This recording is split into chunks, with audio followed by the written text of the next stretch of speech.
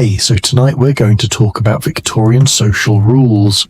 Trust me, these people had some seriously bizarre ideas about proper behaviour that'll make your modern awkward moments seem like nothing. Oh, and if you're enjoying these stories, I'd really appreciate a like or subscribe. Super curious where you're all listening from. So drop a comment with your location and what time it is there. Always blows my mind how people are falling asleep to this all over the world. Alright, let's head back to Victorian England. Trust me, it's going to be quite a ride. So, congratulations. You just woke up in London sometime around 1850. Your eyes blink open to find yourself in a narrow iron bed frame. Not the memory foam mattress you're used to. This one's stuffed with horsehair, slightly prickly, slightly lumpy. The room is chilly, really chilly. The cold fire that was burning when you fell asleep has died down to glowing embers, leaving just enough light to make out.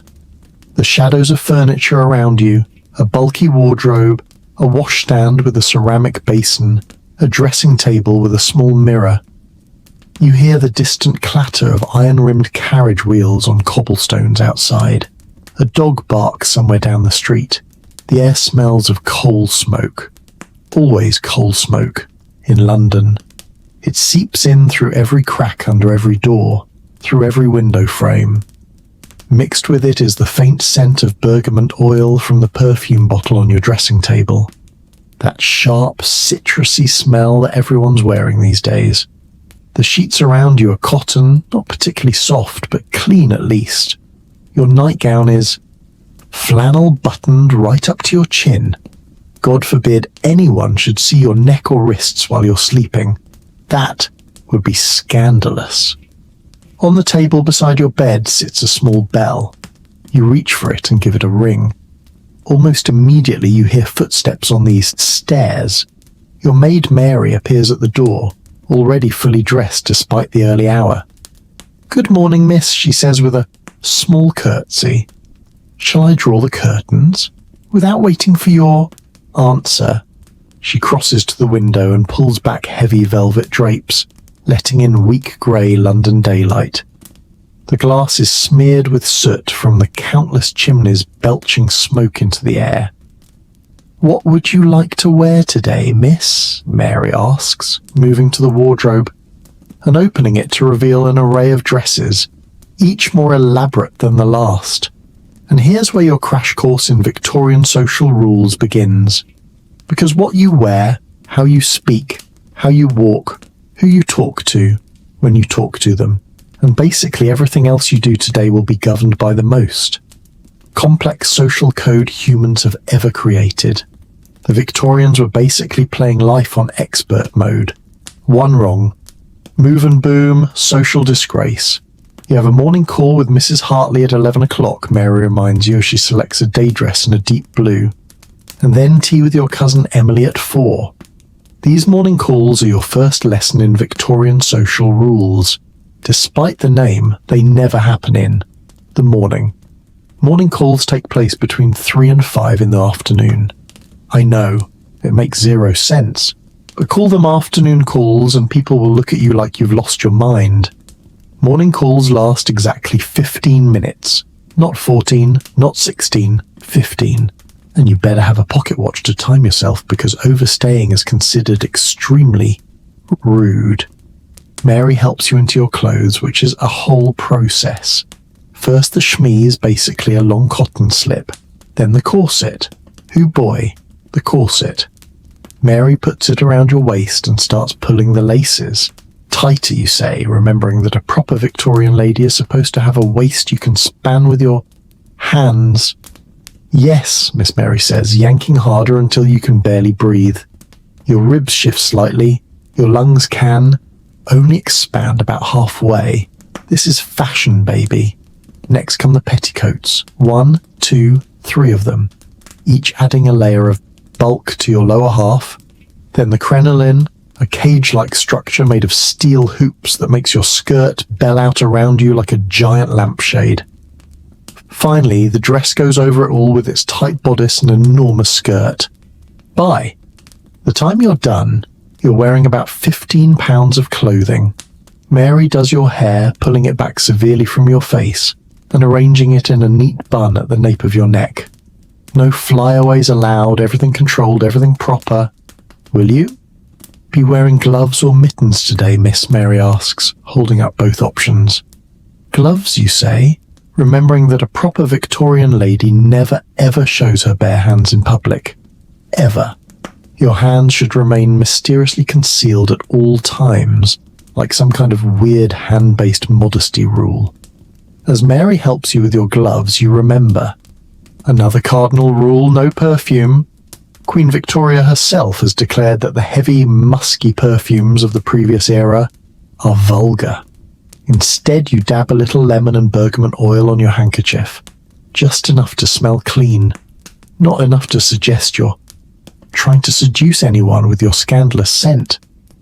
Fully dressed, you make your way downstairs for breakfast. The house is coming alive around you. Servants scurry about, dusting, sweeping, polishing. The cook has been up since 5, preparing the morning meal. In the dining room, your father sits at the head of the table, newspaper in hand. Your mother is at the other end, already writing correspondence. They're both fully dressed because Victorians wouldn't dream of appearing at breakfast in anything resembling casual clothes. Good morning, you say, taking your seat. Your father lowers his newspaper just enough to nod at you, then raises it again. Public displays of affection, even between family members, are not the Victorian way. No hugs, no kisses on the cheek. Breakfast is substantial. Eggs, bacon, kidneys, toast, porridge. Victorians eat a lot at breakfast. It's their biggest meal of the day. You pick at yours, your corset, and making it impossible to take more than tiny bites. Remember, Jane, your mother says, not looking up from her letter. Mrs. Hartley's daughter has just become engaged. Be sure to congratulate her, but don't ask any details about the wedding. That would be presumptuous. You nod, making a mental note. This is typical of the invisible rulebook that governs Victorian society. You must acknowledge important life events, but never appear too interested in them. Curiosity is vulgar.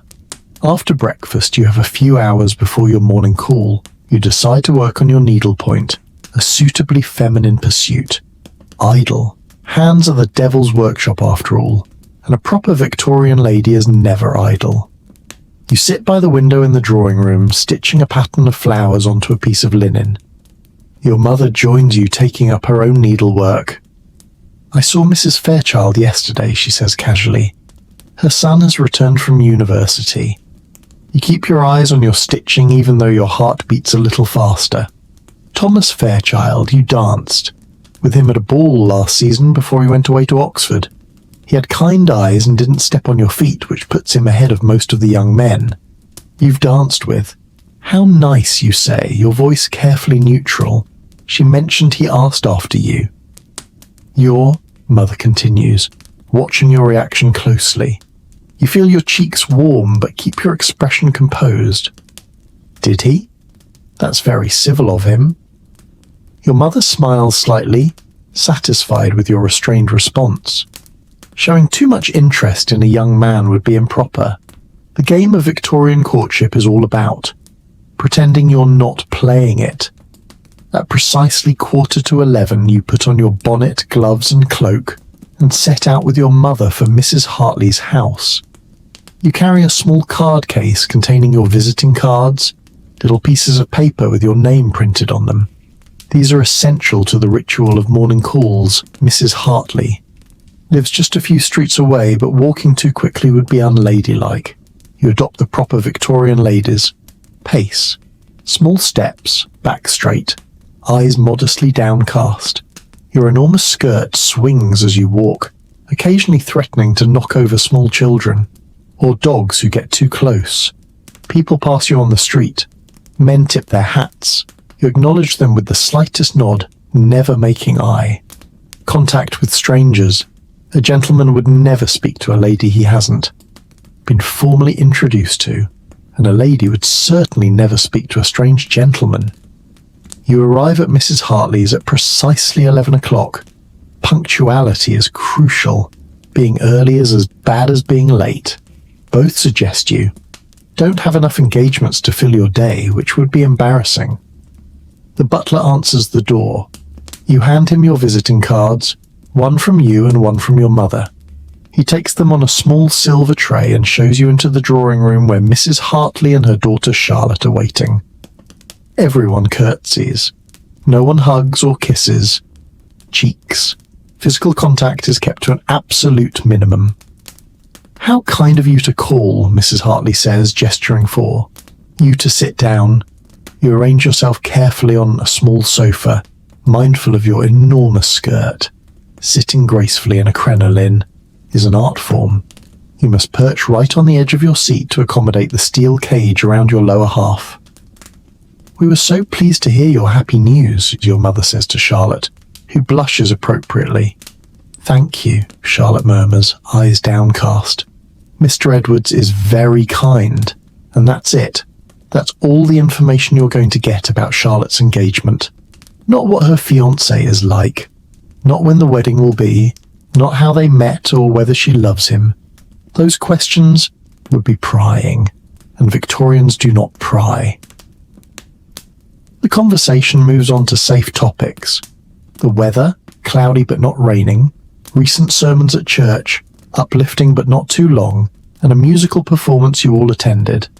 Accomplished but not showy, everything is described in the most moderate terms possible. Strong opinions are for the lower classes.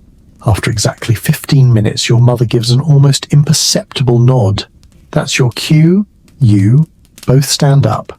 It was so lovely to see you, Mrs. Hartley says, also standing. More curtsies, more pleasantries, then you're back out on the street. Morning. Call successfully completed. That went well, your mother says as you walk home. Charlotte looked well, didn't she? Very well, you agree, in Victorian. Conversation, well, is the highest praise one can give. Back at home you have a light luncheon, then spend the afternoon reading an improving book. Nothing too exciting or romantic, of course. Novels that stir the emotions are considered potentially dangerous for young ladies. At 4 o'clock you have tea with your cousin Emily, who comes to your house. This ritual is similar to the morning call, but slightly less formal since Emily is family. You still maintain perfect posture, still speak in measured tones about appropriate subjects, still avoid anything that might be considered gossip. After Emily leaves, you have a few hours before dinner.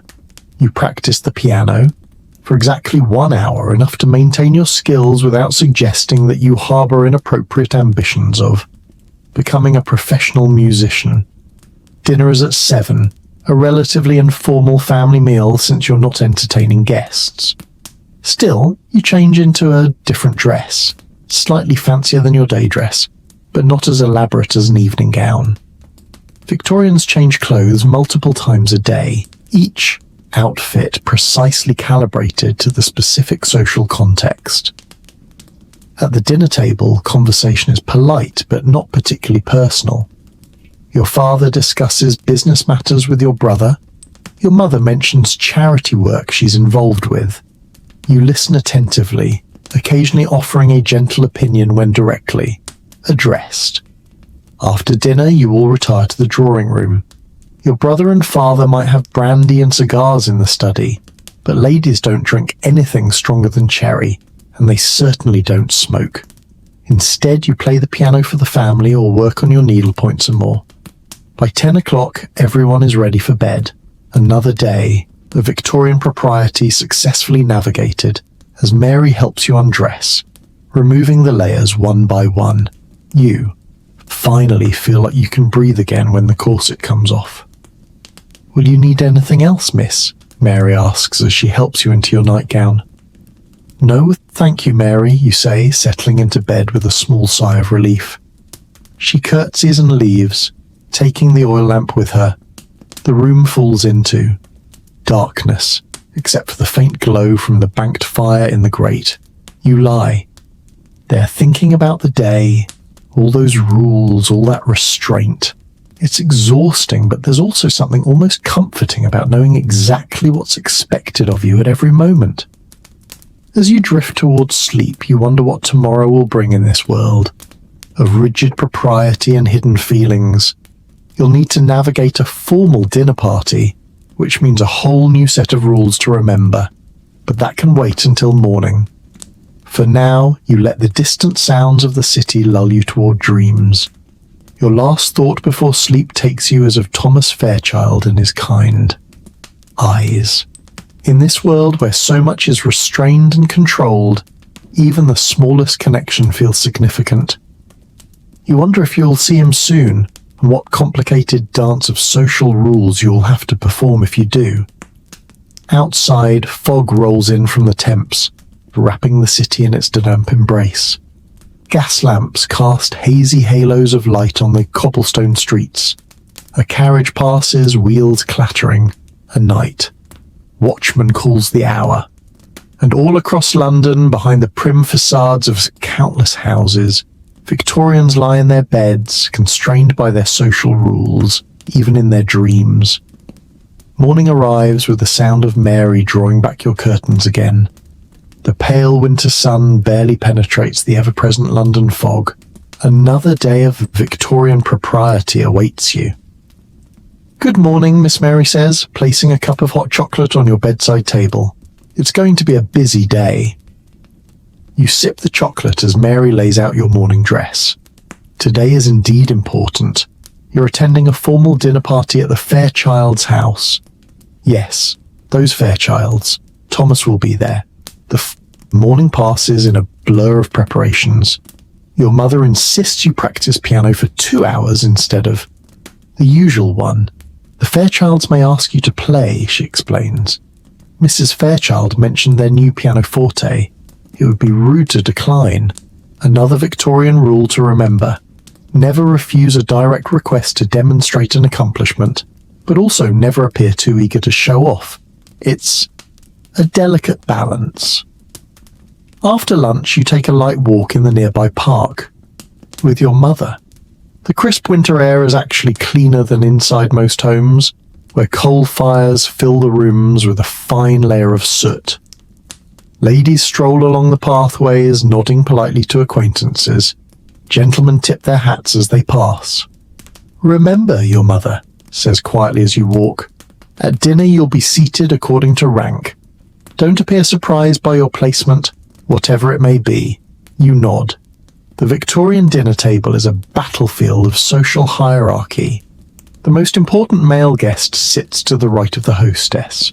The most important female guest sits to the right of the host. Everyone else is arranged in descending order of social importance. Being seated near the bottom of the table is a clear message about your status. Back at home, preparation for the evening begins in earnest. A formal dinner party requires your finest appearance. Mary runs a bath for you, adding a few drops of rose oil to the water. The bathroom is chilly despite a small fire burning in the grate. You bathe quickly, shivering as you step out. Onto the cold floor, then the dressing begins. Tonight requires full evening dress. Your corset is laced even tighter than usual. Your crinoline is wider. Your gown is pale blue silk with delicate lace trim. The neckline is lower than your day dress, showing your collarbones and a hint of shoulder, the maximum amount of skin a respectable unmarried woman can display. Your hair is arranged in an elaborate style with small silk flowers pinned among the curls. A light dusting of rice powder on your face gives you the fashionable pale complexion. No rouge, though. Only actresses and women of questionable virtue wear obvious makeup. "You look beautiful," Miss Mary says, stepping back to admire her work. You barely recognize yourself in the mirror.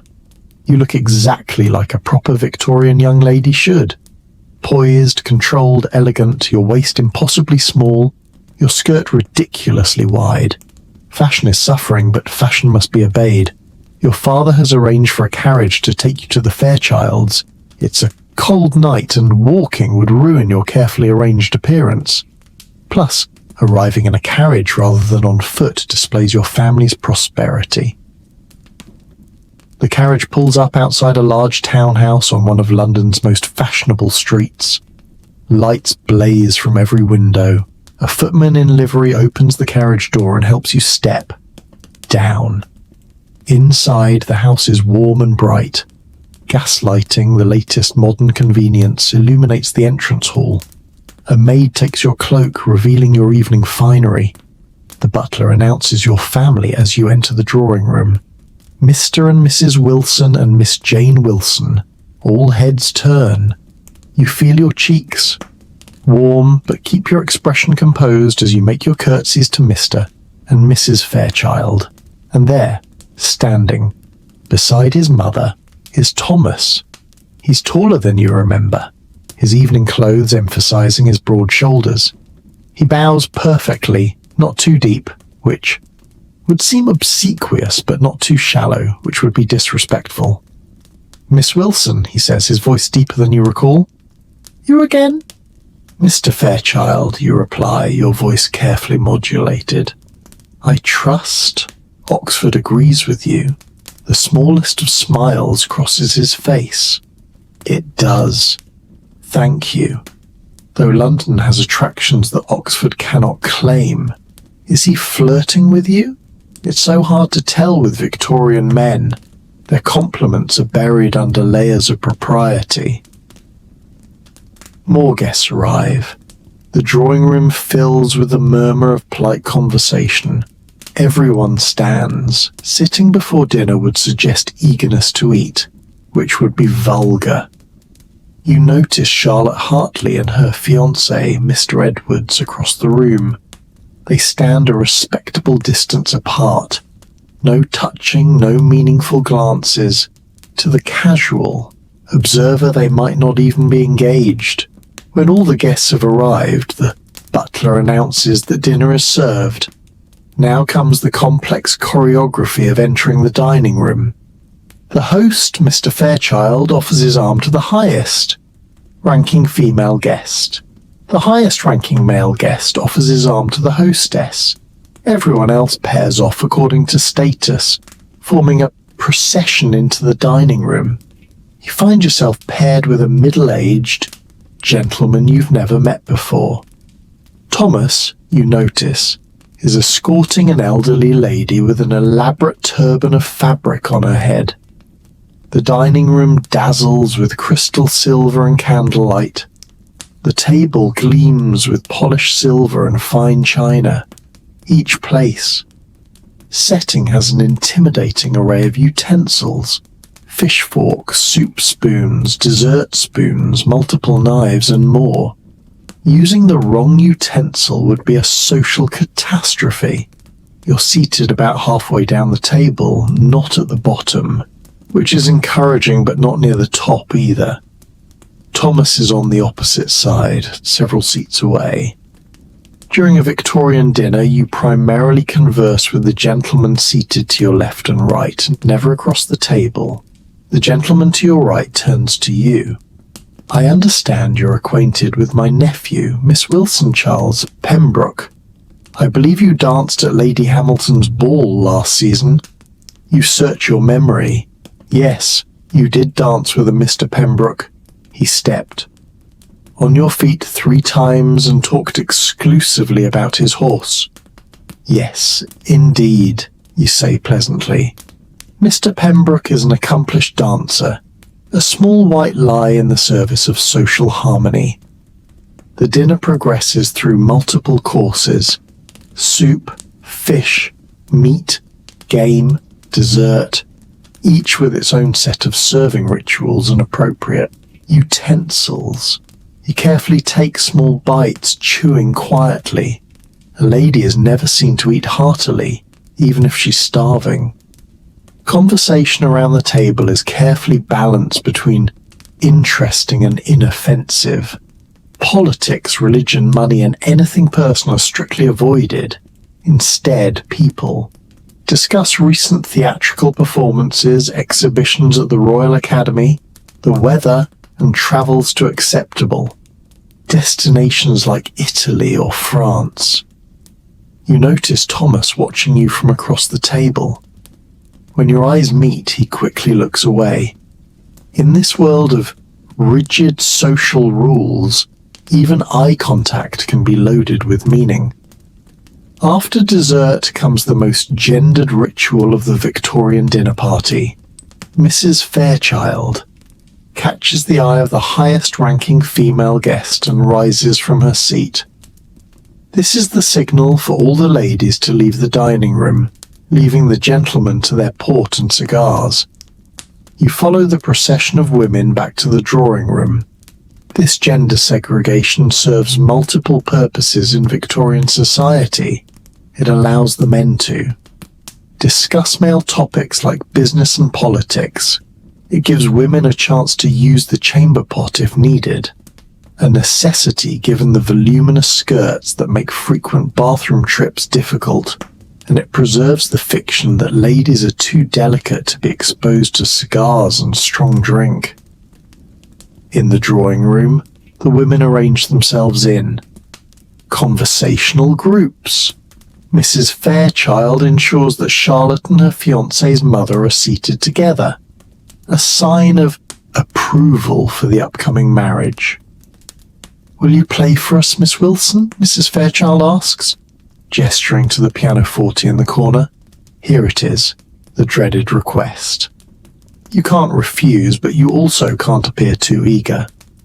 "If you wish it, Mrs. Fairchild," you say modestly, though I'm sure there are. "More accomplished musicians present?" "Nonsense." Mrs. Fairchild says, "We've all heard of your talent." You move to the piano, arranging your enormous skirt as best you can on the small bench. You play a piece by Mozart, technically challenging enough to show skill, but not so flamboyant as to seem showy. You keep your posture perfect, your face composed in a slight smile, no grimacing or swaying with the music. That would be considered overly emotional. When you finish, the ladies applaud politely. You acknowledge their approval with a modest nod, then return to your seat. Your hands are trembling slightly, but no one notices. A proper Victorian lady never shows nervousness. About half. An hour after the ladies left the dining room, the gentlemen join them. The smell of cigars clings to their clothes. Some have a high colour in their cheeks from the port. The older men settle into chairs while the younger ones circulate among the ladies. Thomas makes his way to your side, stopping to exchange pleasantries with several other guests first to avoid appearing too eager. "I enjoyed your performance, Miss Wilson," he says when he finally reaches you. "Mozart, was it?" "Not?" "Yes," you reply his sonata in C major. "You play with great feeling," he says, then adds quickly, "but appropriate restraint, of course." You smile slightly. "Thank you, Mr. Fairchild. I understand you're studying classics at Oxford." And so begins the Victorian version of flirtation, a carefully controlled conversation about impersonal topics with real meaning hidden between the lines. You discuss books, nothing too romantic, music, nothing too passionate, and art, nothing too avant-garde. All the while you're assessing each other. Is he intelligent? Is she well? Read? Would our temperaments suit? You notice Mrs. Fairchild watching you both with a satisfied expression. Mothers are the primary architects of Victorian matches. No doubt she invited your family tonight specifically to throw you and Thomas together after what seems like only a few minutes, but is actually nearly half an hour. Thomas reluctantly excuses himself. "I should speak with Miss Hartley and offer my congratulations on her engagement," he says. "Of course," you reply, hiding your disappointment. "It was pleasant conversing with you, Mr. Fairchild." He bows slightly. "The pleasure was mine, Miss Wilson." As he walks away, your mother appears at your side. "He seems quite attentive," she murmurs. "Does he?" you say, pretending you hadn't noticed. Your mother isn't fooled. Don't appear too interested, Jane. Nothing scares away a potential suitor faster than an eager young lady. The evening continues with more music, some card games, and continuous circulation of guests around the room. Everyone is careful to speak to everyone else. No one stays in one conversation too long. The appearance of a social harmony is paramount. At precisely 11 o'clock, the first guests begin to leave. This signals that it's acceptable for others to depart as well. The Victorians have strict rules even about when to end a party. Your father catches your mother's eye and she nods, slightly. Time to go. You make your farewells to the hosts, thanking them properly for their hospitality. Thomas is nearby and bows to you one last time. "Until we meet again, Miss Wilson," he says softly. "Good evening, Mr. Fairchild," you reply, your voice giving away nothing of your inner thoughts. Outside, your carriage is waiting. As you settle into the seat, you finally allow yourself a small sigh of relief. The evening went well, no social missteps, and Thomas seemed genuinely interested in you. A successful evening, your father declares as the carriage pulls away. This is high praise from him. Indeed, your mother agrees. Mrs. Fairchild mentioned they're hosting a small musical evening next week. We're to receive an invitation. Your heart beats a little faster. Another opportunity to see Thomas. Back. At home, Mary helps you undress, carefully hanging up your evening gown and putting away your jewellery.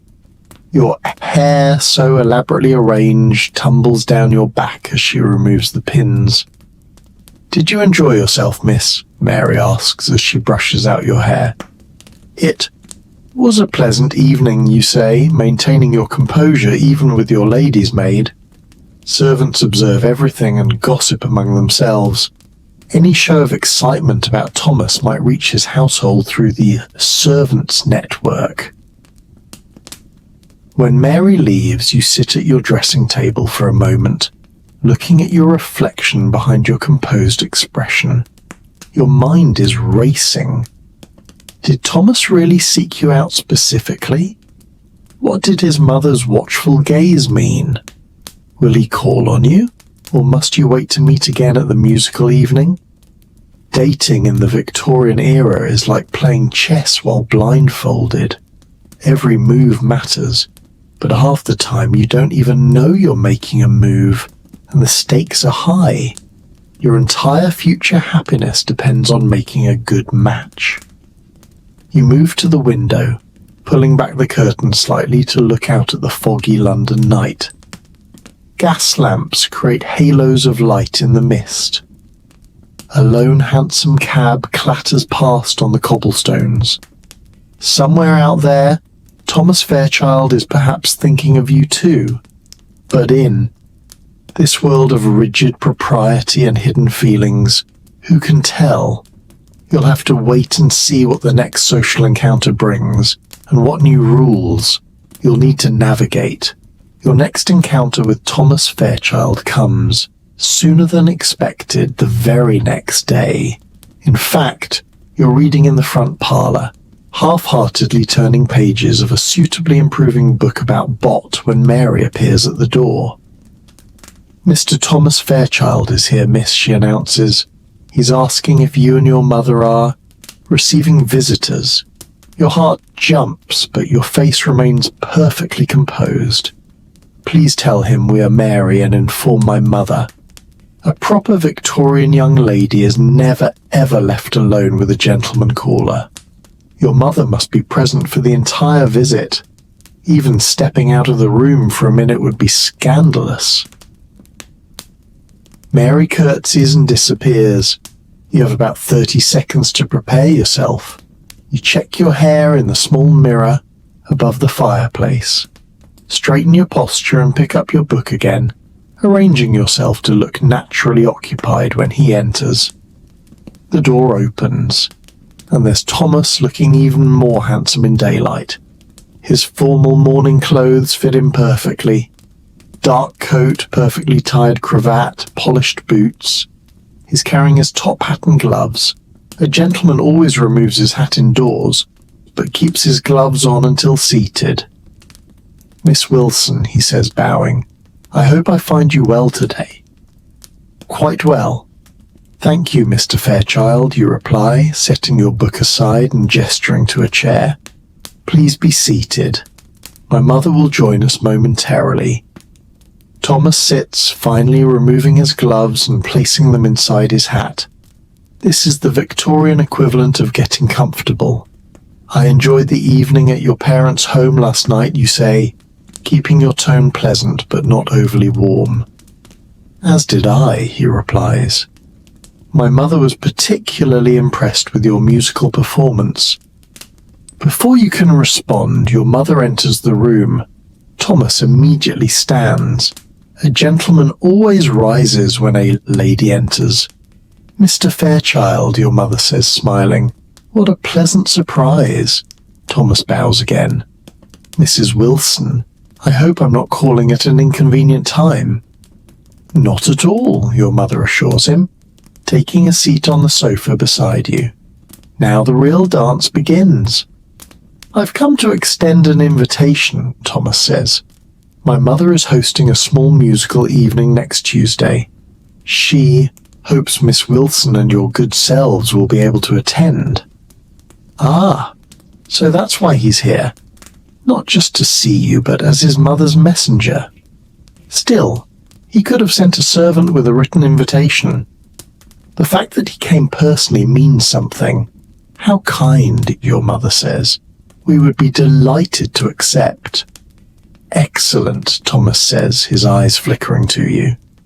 "My mother also mentioned she would be grateful if Miss Wilson might consider performing. Your rendition of Mozart last night was much admired. Now you understand completely. Mrs. Fairchild wants to show you off to her friends. You're being evaluated as a potential daughter-in-law." "I would be happy to play," you say modestly, though. "I'm sure your mother has engaged more accomplished musicians." Thomas shakes his head. "None that I'm aware of.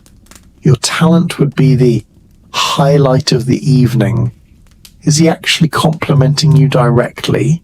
That's borderline scandalous in Victorian terms. Your mother smoothly steps in. "My daughter practices diligently, Mr. Fairchild.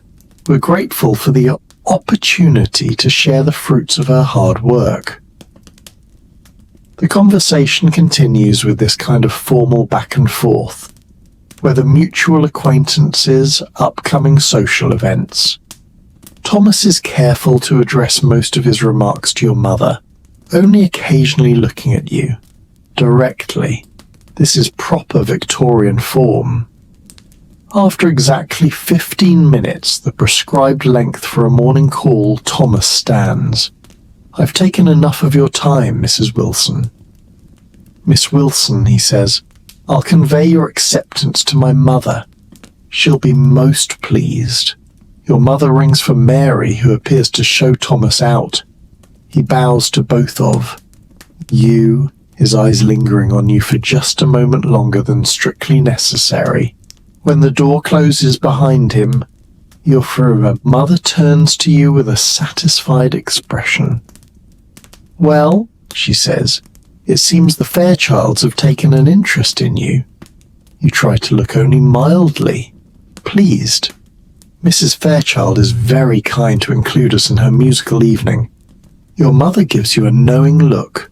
It wasn't Mrs. Fairchild who just called on us, was it?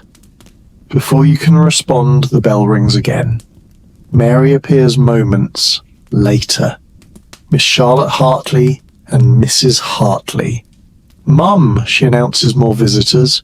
The morning call circuit is in full swing. Charlotte enters with her mother, both dressed in the height of fashion. Charlotte looks radiant. Engagement agrees with her, apparently. After the usual pleasantries, Charlotte leans forward slightly, her eyes bright with excitement. "Have you heard about Mrs. Pembroke?" she asks in a low voice. Your mother raises an eyebrow.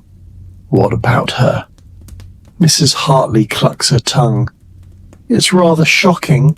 She was seen riding in the park with Mr. Foster alone in his carriage." This is indeed scandalous news. Mrs. Pembroke is married. Mr. Foster is a bachelor known for his flirtatious nature and being. Alone together in a carriage. That's practically announcing an affair to the world. Perhaps there was a footman present, your mother suggests, always, trying to think the best of people. Mrs. Hartley shakes her head. Completely alone. My cousin's wife saw them with her own eyes. This is how reputations are destroyed in Victorian London. One indiscreet carriage ride, a few gossiping tongues, and a woman can become a social outcast. Men have more leeway. Mr. Foster might face some disapproving looks at his club, but nothing more. The double standard is alive and well in 1850. The conversation turns to Charlotte's wedding plans, which are progressing nicely. She'll be married in 3 months. Her trousseau is being prepared. The wedding breakfast will be at the Hartleys' home after the church ceremony. Watching Charlotte's genuine happiness, you feel a twinge of not jealousy exactly, but anticipation. Will this be you soon planning a wedding to? Thomas Fairchild? Or is that reading too much into a simple social call? After the Hartleys leave, you have barely an hour before your next commitment. A charity committee meeting at the vicarage. Victorian ladies of means are expected to engage in good works, organising relief for the poor and sick. It's considered an appropriate outlet for feminine energy and compassion. The meeting is tedious, but necessary. You and a dozen other women from good families discuss winter blankets for the poor, soup kitchens, and clothing donations. The vicar's wife takes notes and assigns tasks. You volunteer to collect used clothing from several households. It's a respectable activity that will allow you to make morning calls with a purpose. After the meeting, you walk home with 2 other young ladies who live nearby. The conversation turns inevitably to engagements and potential matches. Did you hear that Thomas Fairchild is back from Oxford? One of them, Emma Parker, asks casually, too casually. Yes, I believe I heard that, you say, keeping your voice neutral despite the sudden tightness in your chest. Emma has always been interested in Thomas. My mother says Mrs. Fairchild is hosting a musical. Evening next week, Emma continues. We've been invited. Will you be attending? Yes, we received an invitation as well, you reply, not mentioning that Thomas delivered it personally. Emma's smile tightens slightly. How lovely. Perhaps you'll play for us. You're so accomplished at the piano. Mrs. Fairchild did request a performance, you admit. Emma's other friend, Sarah, joins in. Thomas always did appreciate music. I remember him turning pages for the pianist at the Johnsons' ball last season. The implication is clear. Both these young ladies consider Thomas Fairchild a potential match for themselves.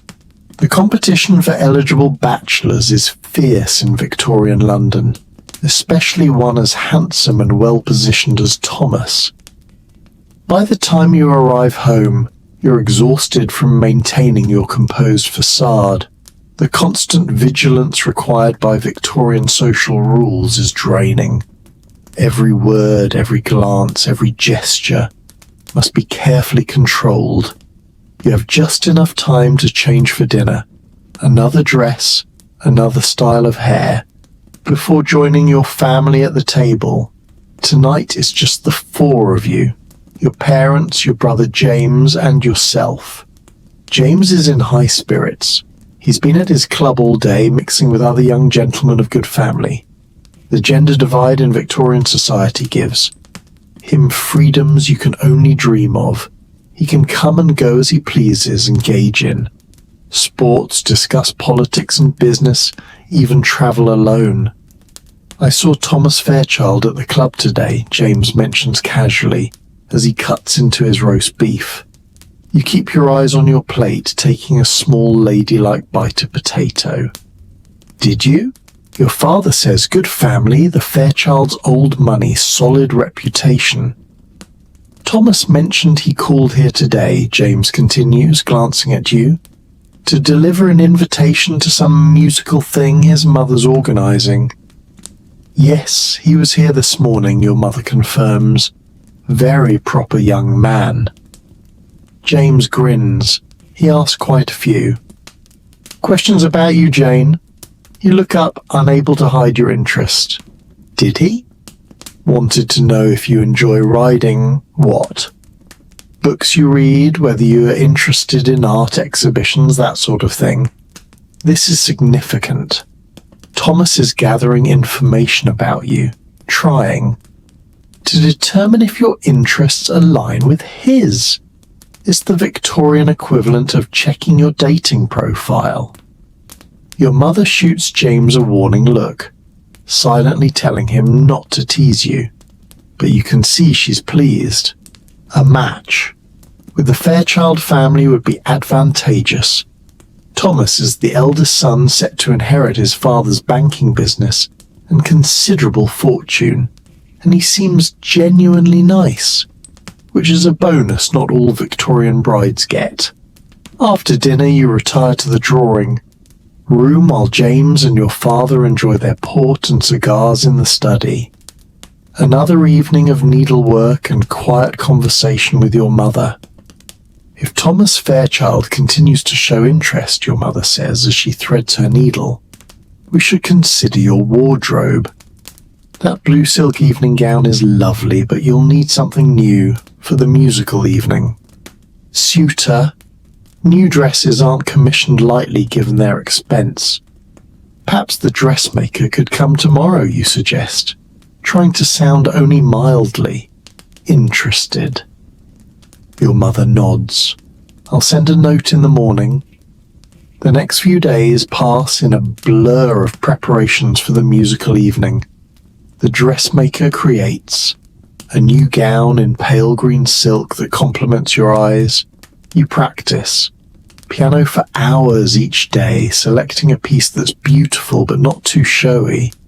Mendelssohn's Song Without Words. On the morning of the musical evening, an unexpected package arrives for you. Mary brings it to your room, a small box wrapped in brown paper. This just came for you, miss, she says. Delivered by the Fairchild's footman. Your hands tremble slightly as you unwrap it. Inside is a small volume of poetry, Tennyson's latest collection. A small card accompanies it with a brief message in a strong masculine hand. Miss Wilson, I thought you might enjoy these verses. The one marked on page 43 reminded me of your playing. Respectfully, T. Fairchild. You quickly turn to page 43. There's a poem about music with one line delicately underlined. The heart of the listener is moved by the skilled hands of the player. Mary watches your face, clearly curious. It's just a book of poetry, you say casually, as if. Gentlemen send you books every day from Mr. Fairchild. Very nice of him, miss, Mary says, a knowing look in her eyes. Servants always know what's going on before anyone else. You hide the book in your drawer. Victorian propriety dictates that you can't openly display it or mention it to anyone. Gifts between unmarried men and women are technically forbidden unless they are engaged. Thomas has bent the rules by sending you this book. If you acknowledge it publicly, you'd be breaking them outright. But in the privacy of your room, you press the book to your chest for just a moment, allowing yourself to feel the excitement that proper Victorian ladies never show. Thomas Fairchild is definitely courting you. That evening, your family arrives at the Fairchilds, home precisely on time. Not early, which would seem eager, and not late, which would be rude. Your new green silk gown rustles softly as you step down from the carriage, the crinoline underneath maintaining its perfect bell shape. The Fairchild's drawing room is already filled with guests. When you arrive, your eyes immediately search for Thomas, finding him across the room in conversation with an elderly gentleman. He looks up as you enter, and though his expression remains properly reserved, his eyes brighten noticeably. Mrs. Fairchild greets you warmly, complimenting your gown and thanking you in advance for your musical contribution. She steers you toward a group of young ladies that includes, unfortunately, Emma Parker. Emma's dress is remarkably similar to yours in colour, though not as finely made. She notices the similarity immediately and gives you a tight smile. "What a coincidence, Miss Wilson," she says. "We appear to have had the same thought regarding colour." What she means is, we're both trying to catch Thomas's eye with green dresses. The competition continues. The musical portion of the evening begins with a professional singer performing several Italian arias. Then a gentleman plays the violin. You're scheduled to perform third, which is a good position, not first, which would suggest you're the least important performer, and not last, which would put too much pressure on you. As you move toward the piano, Thomas steps forward. "May I turn pages?" "For you, Miss Wilson?" he asks. This is significant. Page turning puts him right beside you at the piano, a position of intimacy rarely allowed between unmarried people. It's also public. Everyone will note his attention to you. "Thank you, Mr. Fairchild," you say, keeping your voice steady despite your racing heart. "That would be most helpful." You settle at the piano, arranging your enormous skirts as best you can.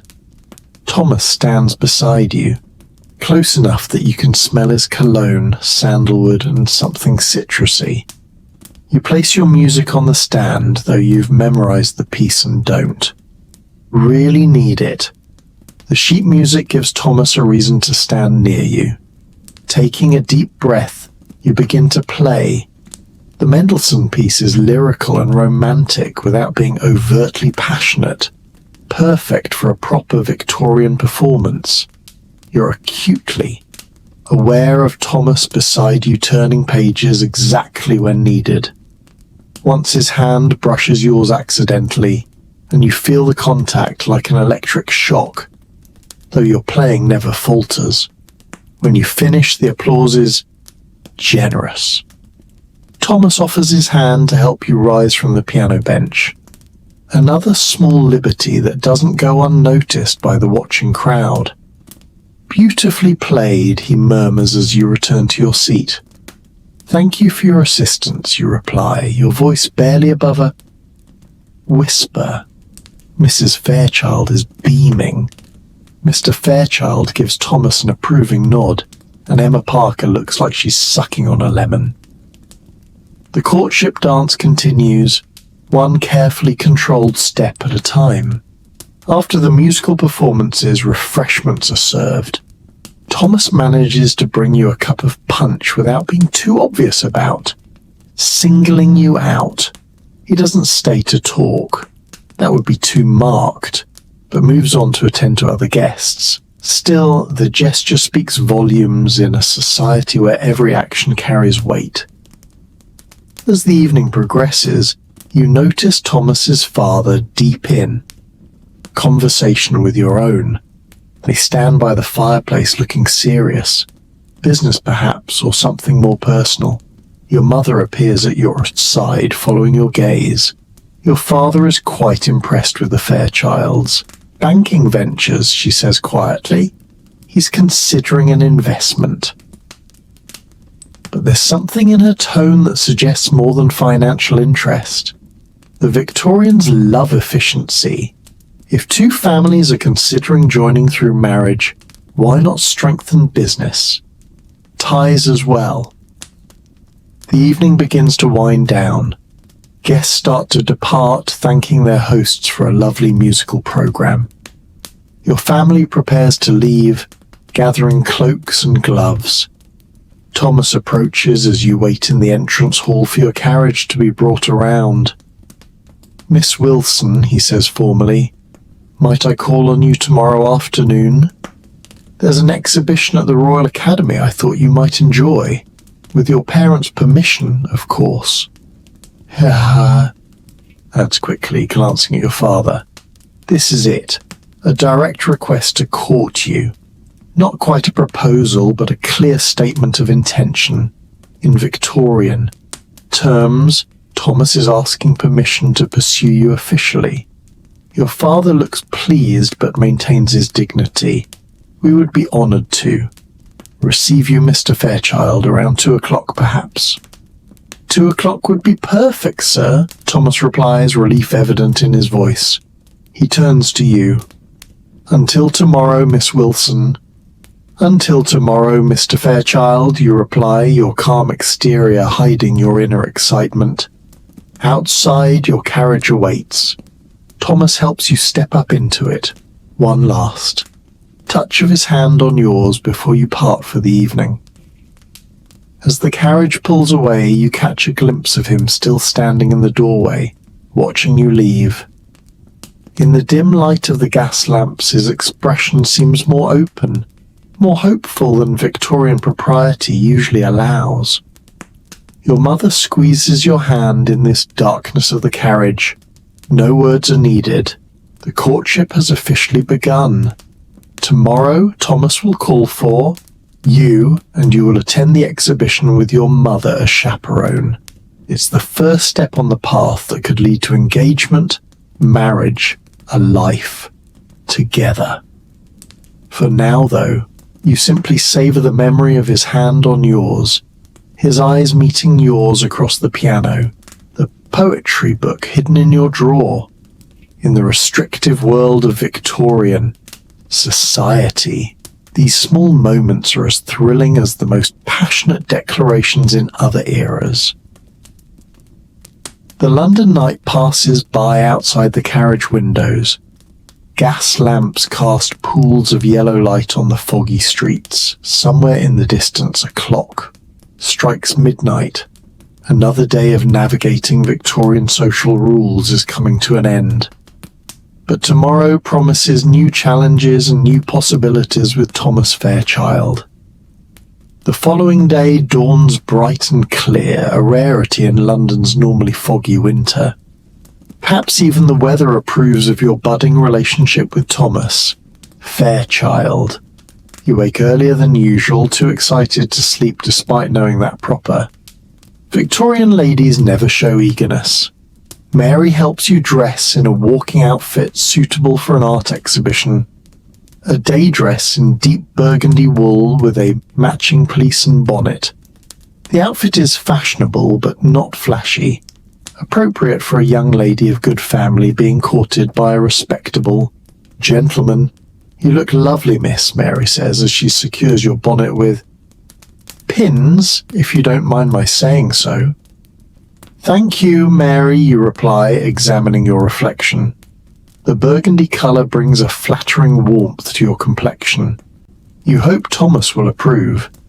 Downstairs you find your mother already in the drawing room, dressed for her role as chaperone. A proper Victorian courtship requires constant supervision. You and Thomas will never be alone together until after you're married, if that's where this courtship leads. "Remember," your mother says as you wait for Thomas to arrive, "enthusiasm is unbecoming in a young lady. Mr. Fairchild should feel he's earning your regard, not that it's being freely given." You nod, though privately you think Victorian courtship rules are exhausting. So much hiding of true feelings, so much pretending not to care when you do. But the rules must be followed if you want to maintain your reputation and make a good match. At precisely 2 o'clock, the doorbell rings. Thomas is punctual, another mark in his favour. The butler shows him into the drawing room where he bows to both you and your mother, Mrs. Wilson. Miss Wilson, he says, I trust you're both well today. Quite well. Thank you, Mr. Fairchild, your mother responds. It's a fine day for an exhibition. Indeed, Thomas agrees. The carriage is waiting whenever you're ready. Thomas has brought his family's carriage, a handsome vehicle with the Fairchild crest on the door, a clear statement of his family's prosperity and his serious intentions toward you. In Victorian society, every detail communicates something. The three of you settle into the carriage, you and your mother on one seat, Thomas facing you on the other. As the carriage begins to move, you catch Thomas looking at you, admiration clear in his eyes despite his composed expression. That colour suits you very well, Miss Wilson, he says, then adds quickly, as Mrs. Wilson's daughter, you've clearly inherited her excellent taste. The compliment is directed partly to your mother to avoid seeming too forward. Thomas knows the rules of the game. You're very kind, Mr. Fairchild, you reply, lowering your eyes modestly. The carriage makes its way through London's busy streets toward the Royal Academy. Thomas points out interesting sights along the way, addressing his comments mainly to your mother with occasional glances at you. Everything perfectly proper. At the exhibition, Thomas pays for your tickets. Another statement of intention. You move through the galleries, admiring paintings of landscapes, portraits, and historical scenes. The exhibition is crowded with fashionable people, many of whom you recognize from various social events. Miss Wilson, Mrs. Wilson, a familiar voice calls. You turn to see Emma Parker approaching with her mother. Of course, Emma wouldn't miss an opportunity to insert herself into your time with Thomas. Miss Parker, Thomas says, bowing politely. Mrs. Parker, what a pleasant surprise. Emma positions herself next to Thomas, commenting on a nearby painting. Don't you think the artist has captured the light beautifully, Mr. Fairchild? It reminds me of the view from my aunt's estate in the Lake District. You must visit sometime. The landscapes are breathtaking. This is a bold move, essentially inviting Thomas to visit her family's connections. You maintain your composed expression, though internally you're rolling your eyes at her obviousness. Thomas handles the situation with perfect Victorian diplomacy, I'm sure. The Lake District is lovely, Miss Parker. At present, however, I'm committed to business in London. Miss Wilson and I were just discussing this portrait. The technique is quite remarkable. He smoothly guides you and your mother away from Emma toward another gallery, leaving Emma looking slightly put out. Score one for Thomas's social skills. As you move through the exhibition, you encounter several other people from your social circle. Each interaction follows the same pattern. Formal greetings, polite conversation, curious glances between you and Thomas. Everyone understands what's happening. Thomas Fairchild is publicly declaring his interest in you by escorting you to the exhibition. By this time tomorrow, it will be common knowledge in your social set. After an hour of viewing art and navigating social encounters, Thomas suggests refreshments. The Academy has a small tea room where visitors can rest and converse. He finds a table for the three of you, ordering tea and small cakes. I hope you're enjoying the exhibition, Miss Wilson, Thomas says as you wait for your tea. Very much, Mr. Fairchild, you reply. The new works by Mr. Turner are particularly impressive. I thought you might appreciate them, he says, a hint of genuine pleasure breaking through his proper facade. Your brother mentioned you enjoy painting yourself. Merely as an amateur, you say modestly. proper Victorian lady might pursue artistic hobbies, but never with professional ambitions. I'd be interested to see your work sometime, Thomas says, then glances at your mother. With your permission, of course, Mrs. Wilson. Your mother nods approvingly. Jane has several watercolours in our drawing room. Perhaps you might view them on your next visit. This is significant. Your mother is explicitly inviting Thomas to call again. The courtship is progressing nicely. The tea arrives, temporarily pausing. Conversation. As you sip from your cup, you notice a gentleman at a nearby table watching your group with interest. He's middle-aged, expensively dressed, with a calculating expression. Something about him makes you uncomfortable. Thomas notices your slight frown. Is everything all right, Miss Wilson? You lower your voice. That gentleman seems to be watching us rather intently. Thomas glances casually in the direction you indicated. Then his expression darkens slightly. Ah, Lord Barrington, don't concern yourself, Miss Wilson. But your mother has also noticed the man. Lord Barrington, she says quietly. I wasn't aware he had returned to London society. There's something in her tone that piques your curiosity. Do you know him, Mother? Your mother and Thomas exchange a look that suggests they both know something you don't. Lord Barrington has a certain reputation, your mother, says delicately. Particularly regarding young ladies, Thomas clears his throat. Perhaps we should continue our tour of the exhibition. There's an excellent collection of miniatures in the next gallery. As you stand to leave, Lord Barrington also rises and approaches your table. Thomas immediately steps slightly in front of you, a subtle but clear protective gesture. Fair child, Lord Barrington says with a slight bow. Mrs. Wilson, and this must be the lovely Miss Wilson I've heard so much about. His eyes linger on you in a way that makes your skin crawl. This isn't the respectful gaze of a gentleman, but something more predatory. Thomas's voice is perfectly polite, but noticeably cooler. Lord Barrington, I wasn't aware you were back in London.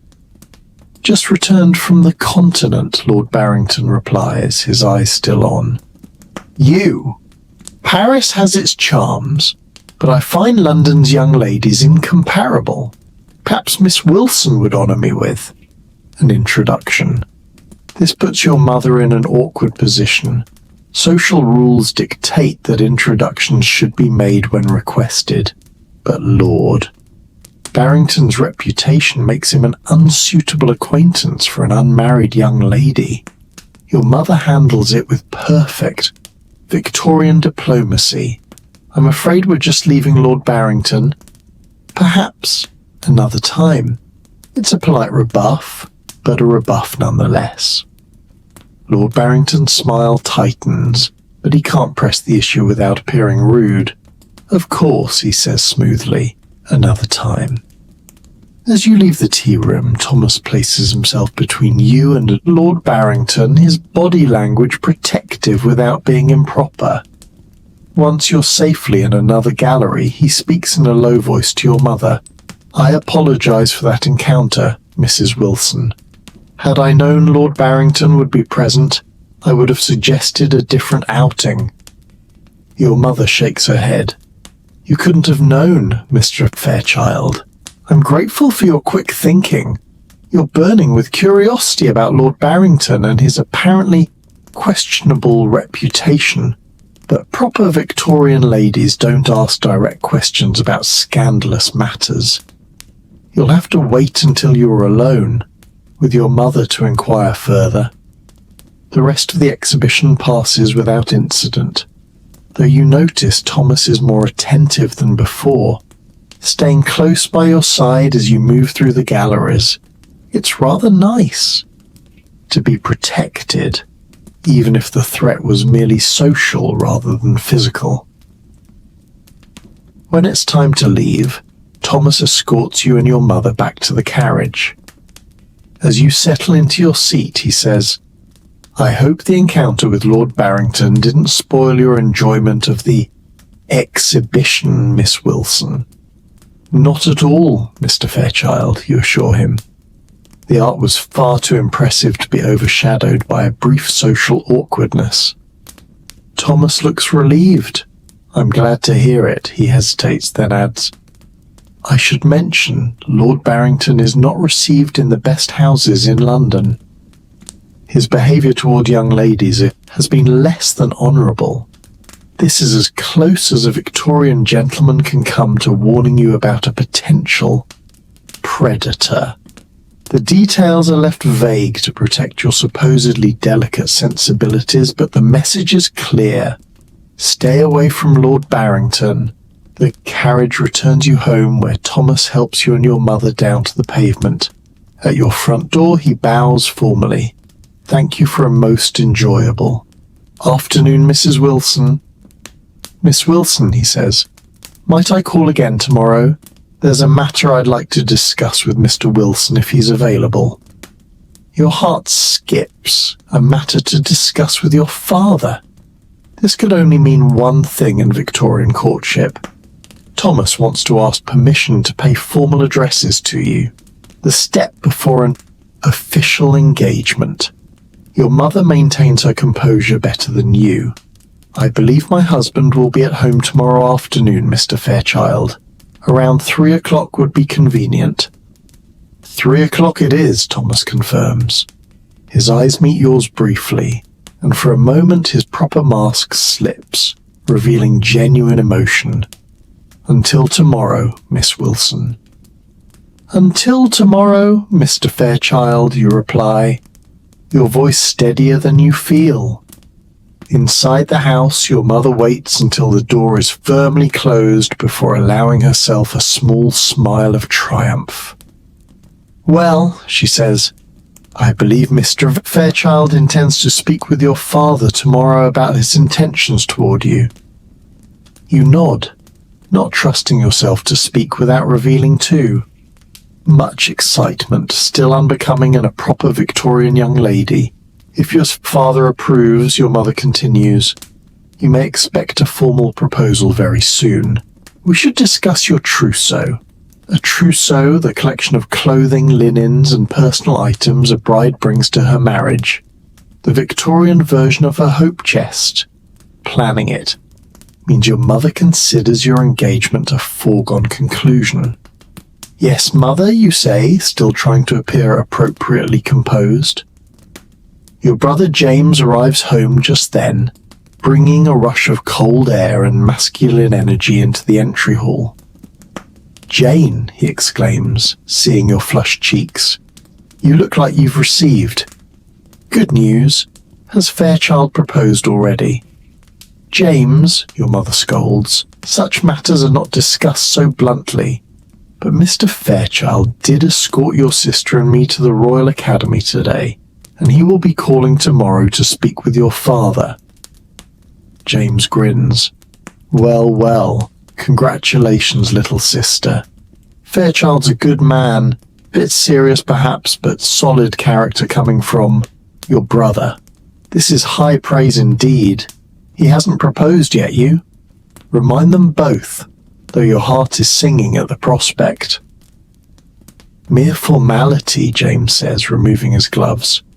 "The whole town knows he's sweet on you. Oh, and speaking of town gossip, did you hear about Lord Barrington's return? Caused quite a stir at the club." Your mother's expression tightens. "We encountered him at the exhibition. Most unfortunate." James looks alarmed. "You met Barrington? Did he speak to Jane?" "Mr. Fairchild handled the situation admirably," your mother assures him. "But perhaps you could enlighten your sister about Lord Barrington's reputation. In appropriate terms, of course." James nods, understanding. Once your mother has left to speak with the housekeeper about dinner, he turns to you. "Lord Barrington is what we gentlemen call a rake," he says bluntly. "He pursues young ladies with dishonourable intentions. There was quite a scandal last season involving the Matthews girl. Nothing proven, but her reputation was ruined. She's been sent to relatives in Scotland. This is shockingly direct information by Victorian standards. Brothers sometimes took it upon themselves to warn their sisters about dangerous men, bypassing the usual conversational restrictions. I see you say quietly, "Thank you for telling me." Just stay away from him, James advises, though I doubt you'll have to worry much longer. Once you're engaged to Fairchild, Barrington won't dare approach you. The prospect of being engaged to Thomas sends another thrill through you. Less than a month ago, you were simply a young lady in London society. Now you're on the verge of a proposal from one of the most eligible bachelors in town. The rest of the day passes in a haze of anticipation. You go through the motions of your usual activities, piano practice, needlework, dinner with the family, but your mind keeps returning to tomorrow and what it might bring. That night, as Mary helps you prepare for bed, she notices your distraction. "Exciting day, miss?" she asks, brushing out your hair. "Just an exhibition at the Royal Academy," you say, maintaining the pretense that nothing unusual is happening. Mary smiles knowingly. "Of course, miss. And will Mr. Fairchild be calling again soon? Tomorrow afternoon? You admit he wishes to speak with my father." Mary's eyes widen. "Oh, miss, that's wonderful news. He hasn't proposed yet," you remind her, though you can't help smiling. "It's only a matter of time," Mary assures you, setting down the brush. "The whole household knows he's sweet on you. Cook says she'll make your favourite cake for tea tomorrow to celebrate.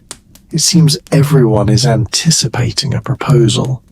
Everyone except you, who as a proper Victorian young lady must pretend to be surprised and overwhelmed. When it finally happens, as you settle into bed, your mind is too full for sleep. Tomorrow Thomas will speak to your father. If your father approves, and you have no reason to think he won't, Thomas will then be permitted to propose to you formally. You'll accept after an appropriate show of surprise and consideration, and then you'll be engaged. An engagement in Victorian times is a serious matter. Unlike modern casual engagements, broken engagements in the Victorian era can damage reputations, particularly the woman's. Once you accept Thomas's proposal, you're essentially committed, unless something truly scandalous comes to light. You think about what you know of Thomas Fairchild. He's handsome, intelligent, from a good family with solid finances. He treats you with respect and seems genuinely interested in your thoughts and interests. By Victorian standards, he's practically perfect. But what about love? Victorians are suspicious of passionate love as a basis for marriage. Compatibility, mutual respect, similar backgrounds and values. These are considered much more important for a successful union. Romantic love, if it develops at all, should come after. Marriage, not before. Still, you can't help hoping that what you feel for Thomas, the quickening of your pulse when he enters a room, the warmth that spreads through you when he looks at you, might be the beginning of something deeper than just suitable compatibility. Outside your window, the gas lamps cast their yellow glow on the quiet street. A dog barks in the distance. Somewhere, a carriage makes its way over cobblestones. And across London, in his family's townhouse, Thomas Fairchild is perhaps lying awake too, thinking of tomorrow, and the question he plans to ask your father. Morning comes too soon, and not soon enough. You dress with extra care in a morning dress of pale blue. Thomas once mentioned he admired the colour. Mary arranges your hair in a style that softens your features while still appearing properly restrained. Your father works from home this morning, an unusual occurrence that confirms he's expecting Thomas's visit. He sits in his study reviewing papers, but you notice he's wearing his best waistcoat and has a fresh flower in his buttonhole. Lunch is a tense affair. No. One mentions Thomas's impending visit, but it hangs in the air, making ordinary conversation difficult. Your mother discusses menu plans with the housekeeper. Your father reads his newspaper. You push food around your plate, too nervous to eat. At precisely 5 minutes to 3, you retreat to the drawing room with your mother. Victorian propriety dictates that you should appear calm and occupied when Thomas arrives, not waiting eagerly by the door. You pick up your needlework, though your hands are too unsteady for fine stitches.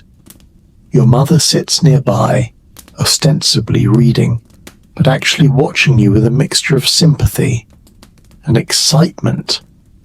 The clock strikes 3. The doorbell rings. You hear the butler's measured footsteps, the murmur of voices in the hall. Then Thomas is shown not to the drawing room where you wait, but to your father's study. This confirms it. He's here to ask permission to court you officially. Now comes the hardest part. Waiting.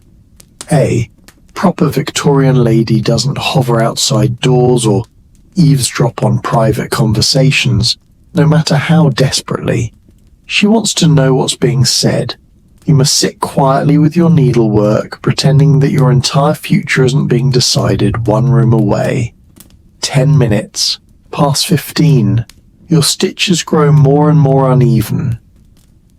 Your mother gives up the pretense of reading and simply watches the clock. Finally, after what seems like hours, but is probably only 20 minutes, the study door opens. You hear your father's voice, then Thomas's. Footsteps approach the drawing room. Your father enters first, his expression unreadable. Thomas follows, looking uncharacteristically nervous despite his impeccable appearance. "My dear," your father says to your mother, "Mr. Fairchild has something he wishes to discuss with Jane. Perhaps we might give them a few moments." Your mother raises an eyebrow. This is highly irregular. Unmarried couples are never left alone together, even in their own homes. But your father nods reassuringly, and your mother stands. "We'll be just in the morning room," she says, giving Thomas a pointed look that clearly communicates, behave honourably or face the consequences. And then, miraculously, impossibly, you're alone with Thomas Fairchild. Well, not completely alone.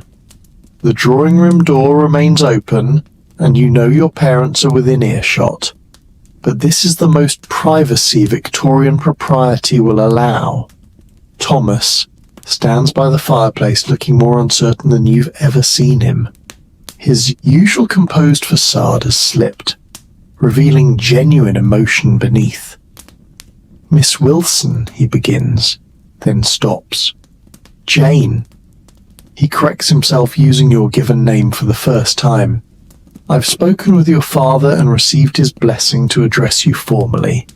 Your heart pounds, so loudly you wonder if he can hear it. This is it, the moment every Victorian young lady is raised to anticipate. Thomas takes a step closer, though still maintaining a respectable distance. "From our first meeting, I've been struck by your intelligence, your grace, your kind heart. These past weeks have only deepened my admiration and my affection." He pauses, seeming to gather his courage. In this moment, he's not the perfect Victorian gentleman, but simply a man laying his heart bare. "What I'm trying to say, rather poorly I'm afraid, is that I hold you in the highest esteem and regard. Jane Wilson, would you do me the very great honour of accepting my hand in marriage?" Thomas's words hang in the air between you. This is the moment you've been anticipating. Yet now that it's here, you find yourself genuinely overwhelmed. A proper Victorian lady, even one who has seen this coming for weeks, must appear surprised and overcome by a proposal. But your reaction isn't entirely performance. There's something about the vulnerable look in Thomas's eyes, the slight tremor in his usually steady voice that touches you deeply. "Mr. Fairchild," you begin, then correct yourself. "Thomas, I'm deeply honoured by your proposal." You pause, not to create suspense, but because emotion has made it difficult to speak. This isn't in the Victorian playbook. You're supposed to be composed, demure, gently pleased, but not passionate. Nothing would make me happier than to accept you finally manage. Your voice soft but steady. Thomas's face transforms. The careful reserve he maintains in public falls away completely, revealing such joy that it takes your breath away. For just a moment, you glimpse the man behind the proper Victorian gentleman, a man of deep feelings carefully controlled. "Jane," he says, "and just your name." In his voice sounds like a caress.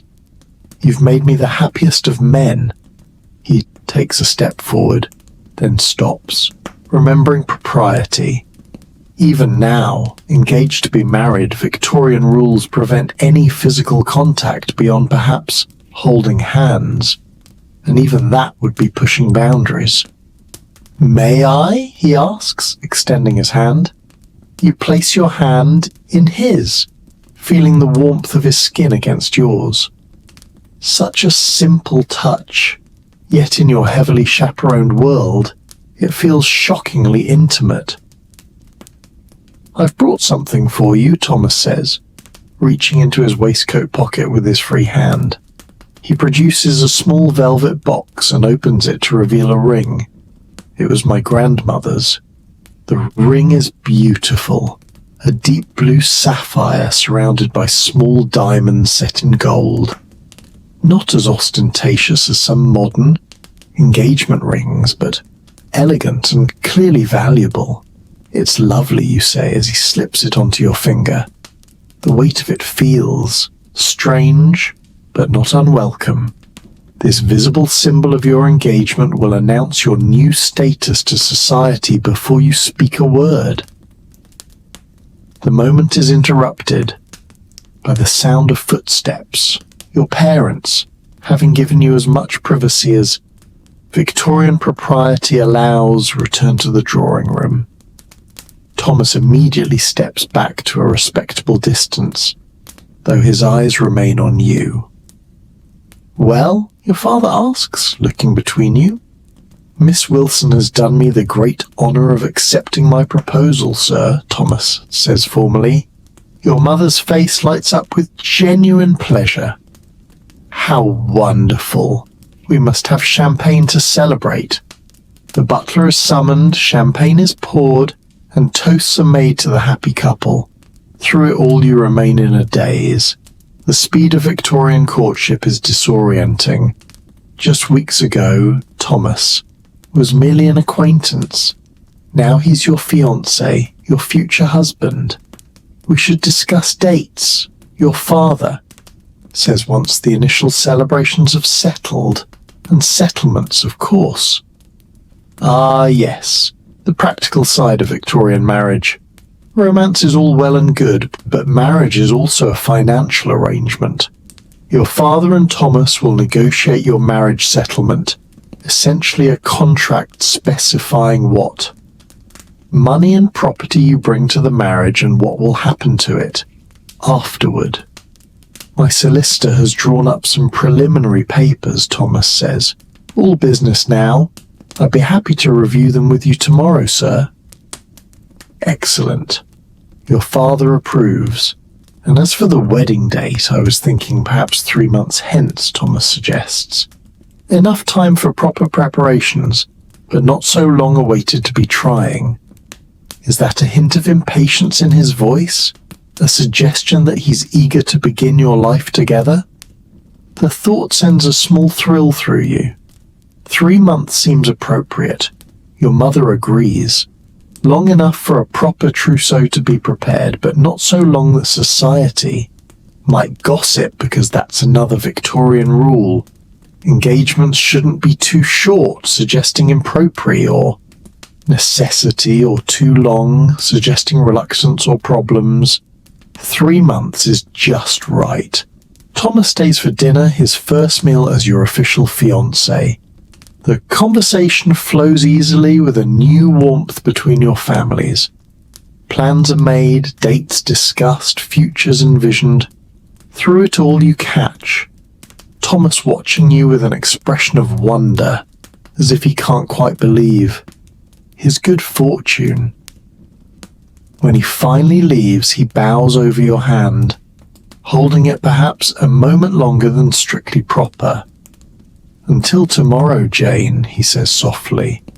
"Until tomorrow, Thomas," you reply, enjoying the newness of his given name on your lips.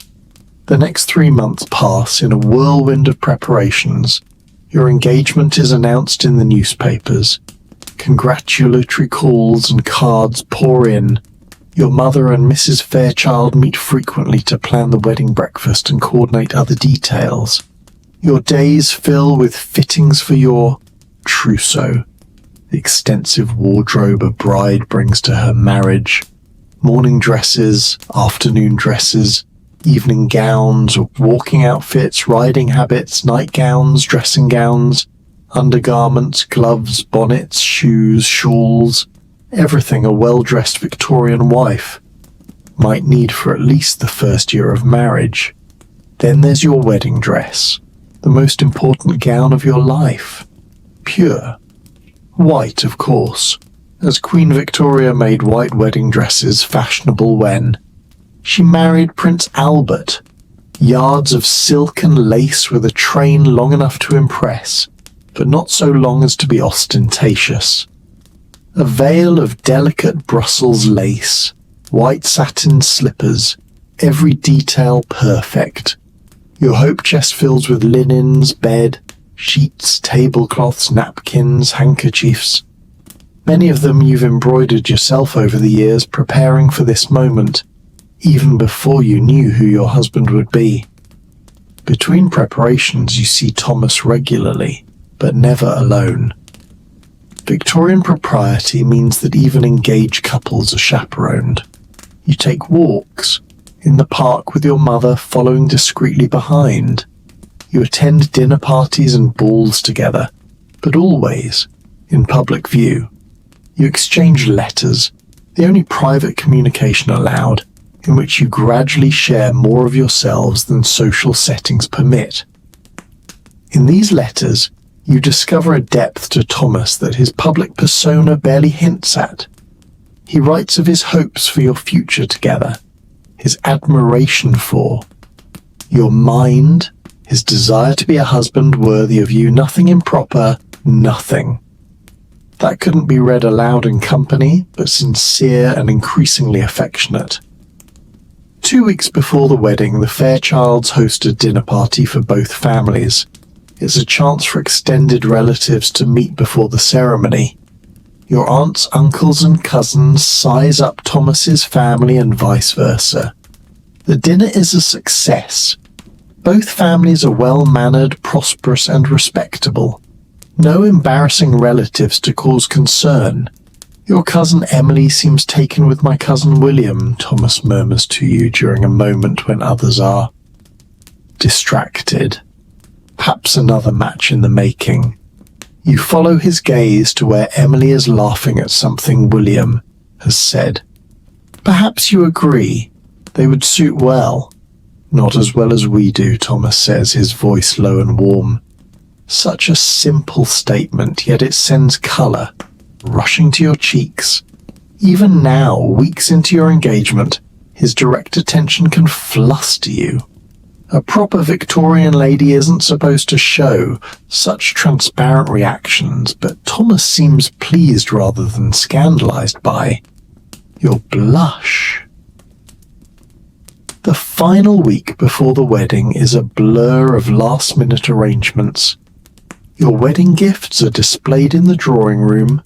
Silver services, crystal decanters, fine china, ornate clocks and vases. Guests come to admire them and offer their congratulations yet again. The night before your wedding, your mother comes to your bedroom as Mary brushes your hair for the last time in your childhood home. Tomorrow you'll move into the Fairchild's townhouse where you and Thomas will have your own suite of rooms. I wanted to speak with you, your mother says, dismissing Mary with a nod. About tomorrow night, this is it. The Victorian version of the talk. Proper young ladies are kept so innocent that many go to their wedding nights with only the vaguest idea of what to expect. Your mother, progressive for her time, believes you should have at least some preparation. Marriage brings physical intimacies. She begins awkwardly. It is a wife's duty to submit to her husband's needs. It may be uncomfortable at first, but a lady endures with dignity. Not the most encouraging description of marital relations, but typical of Victorian attitudes. Women aren't supposed to enjoy physical intimacy. That would be unseemly. They merely tolerate it as a duty and for the purpose of having children. The most important thing, mate, your mother continues, is to establish a harmonious household. Be attentive to Thomas's comfort. Never contradict him in public. Maintain a serene environment where he can rest from the pressures of business. This advice reflects the Victorian ideal of separate spheres. Men belong to the public world of business and politics, women to the private world of home and family. Your role as a wife is to create a peaceful haven for your husband and manage the household efficiently. I believe you and Thomas will be very happy, your mother concludes, patting your hand. He seems a kind man and he clearly adores you. Thank you, mother, you say, touched by her concern for your happiness, even as you find her. Advice somewhat lacking. I believe we will be happy too. That night you sleep. Little, your mind too full of tomorrow and all it will bring. The end of your life as Miss Jane Wilson, the beginning of your life as Mrs. Thomas Fairchild. Your wedding day dawns clear and bright. The ceremony is at 11 o'clock at St. George's Church, Hanover Square. The fashionable, choice for society weddings. You're dressed with extreme care. First the finest undergarments from your trousseau, then the beautiful white gown with its fitted bodice and full skirt, the delicate veil arranged over your carefully styled hair. You look beautiful, miss, Mary says, tears in her eyes, begging your pardon. But you do. Thank you, Mary, you reply, genuinely moved. Mary has been with you for years, helping you navigate the complex world of Victorian womanhood. I'll miss you. You'll have your own lady's maid at your new home, Mary reminds you.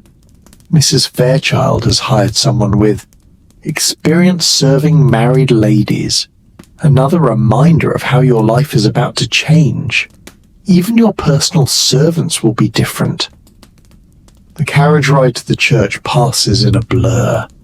Formal morning clothes helps you down and offers his arm to escort you inside. The church is filled with flowers and the rustle of fine fabrics as the guests stand to watch your entrance.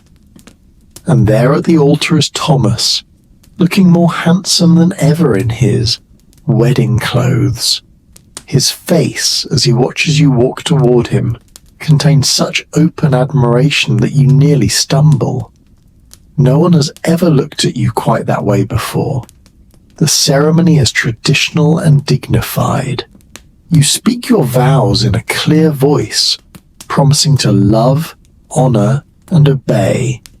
Thomas slips a gold band onto your finger to join your engagement. Ring. The vicar pronounces you man and wife. Thomas is permitted to raise your veil and kiss you chastely on the cheek. The first time his lips have touched your skin. Just like that, you're married. Mrs. Thomas Fairchild, a new identity, a new status, a new life. The wedding breakfast that follows is elegant but not ostentatious. Your parents have spent generously but not extravagantly. A fine line in Victorian.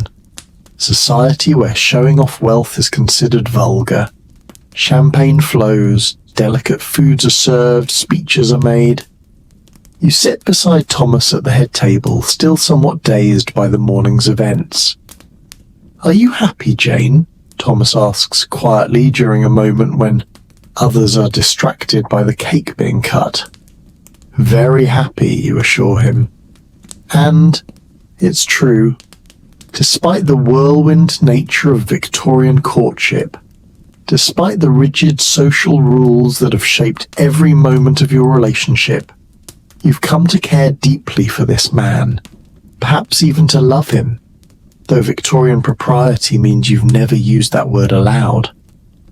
After the breakfast, you change from your wedding gown into a smart travelling outfit. You and Thomas will spend 2 weeks at his family's country estate in Kent, a modest honeymoon by modern standards, but typical for the time. The goodbyes are emotional but restrained. Excessive displays of feeling would be inappropriate. Your mother hugs you briefly. Your father shakes Thomas's hand and kisses your cheek. And then you're in the carriage, husband and wife, finally alone together for the first time. Thomas takes your hand, his thumb gently caressing your palm. "Well, Mrs. Fairchild," he says, his voice warm with affection. "Shall we begin our adventure?" You smile, a genuine smile without the restraint Victorian society usually demands. "Yes," you say simply. Let the carriage pulls away, taking you toward your new life. Behind you, wedding guests throw rice and flower petals for luck and fertility.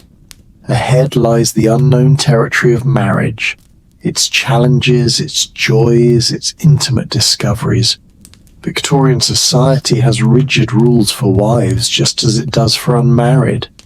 Ladies, you'll be expected to run your household efficiently, oversee servants, receive and make social calls, engage in appropriate charitable work, and eventually, God willing, become a mother. Your world will still be constrained by proprieties and expectations. But as Thomas's fingers intertwine with yours, as his eyes meet yours with warmth and promise, you can't help feeling that within those constraints you and Thomas might find your own way.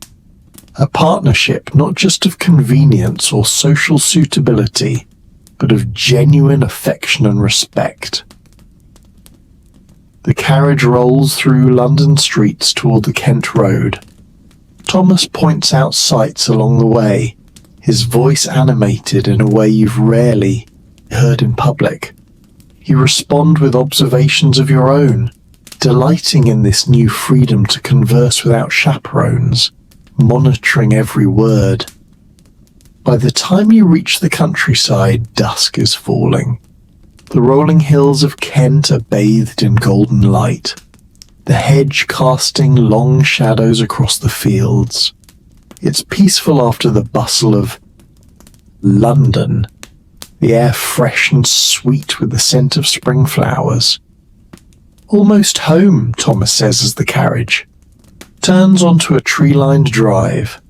"Well, one of our homes.